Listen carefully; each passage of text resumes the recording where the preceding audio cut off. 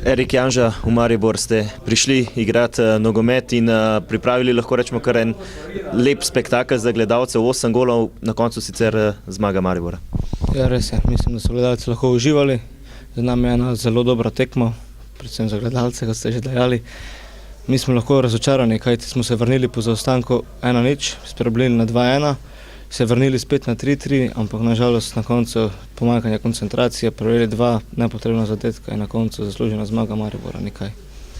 Prejeli ste 5 golov, kar je veliko, ampak na drugi strani dali ste 3 v zadnjem obdobju, vemo, ste imeli malce težav z realizacijo. Ja, res je, kaj naj povem.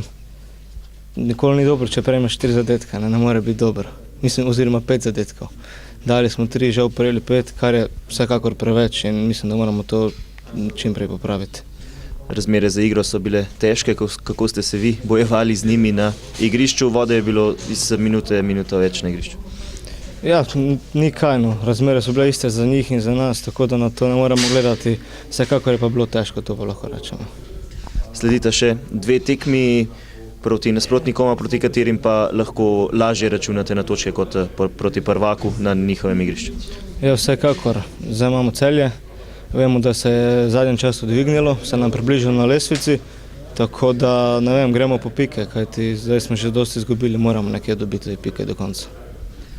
Vaš gol, znova iz prostega strela, počasi postajate mojster prostih strelov.